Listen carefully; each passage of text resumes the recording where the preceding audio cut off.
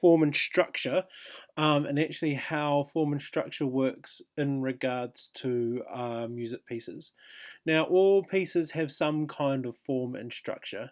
How you identify form and structure is generally understanding what sections are in regards to the piece.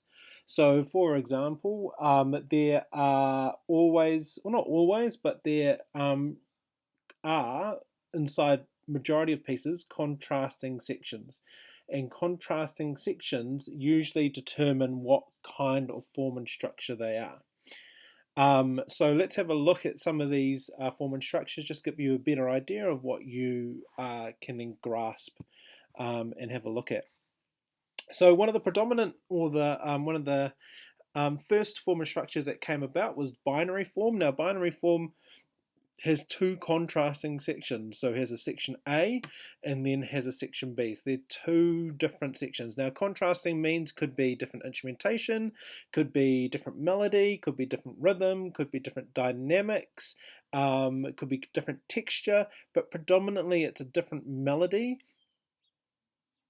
would generally give you a contrasting section. Okay, so two different melodies.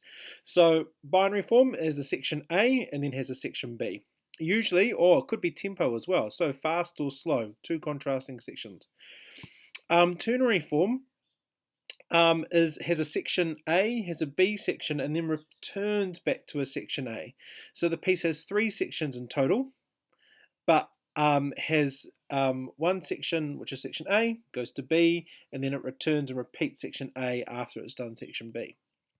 We then have rondo, and it has 5 sections, but only has 3 contrasting aspects. So it is section A, section B, section A, section C, and then section A again.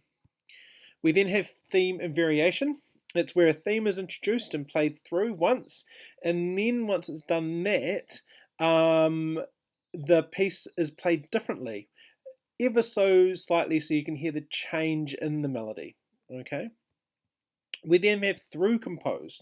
There are throughcomposed where there is no, well, not no form and structure. It just has no repetition in contrasting sections. That is a better. So no contrast, no repeated sections. Okay, so a prime example is actually Queen in Bohemian Rhapsody. It has no repetitive contrasting section. It just goes from section A, section B, section C, etc., etc., etc. We then have the 12-bar blues, which we've learnt in year 9. So chord 1, 1, 1, 1, 4, 4, 1, 1, 5, 4, 1, 1. And then the most popular one, or the one that you would definitely know, is verse-chorus form. So generally it starts with an intro, and then you have verse, chorus, a bridge, a verse, a chorus, bridge. You may have a middle 8, you have may have an instrumental, and then you may have an outro or a coda. So that's one of the most famous ones, because majority of you would listen to rock or pop, which follow the verse-chorus form. We then also have modified structures. So they are binary, they are ternary, they are rondo, or they are theme and variation, or they are throughcomposed. However, there's some slight modification to it.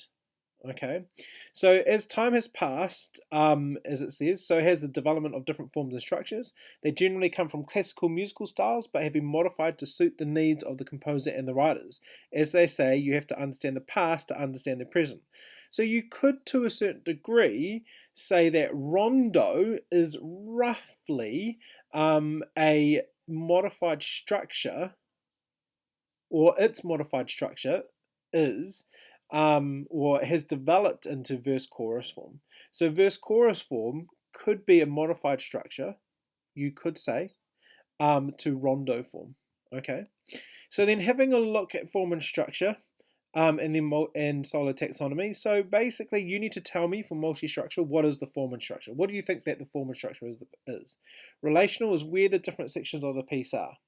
So is it at time point 10 seconds is the first chorus, and then time point 25 is the verse, and then time 50 seconds is then returns to the chorus.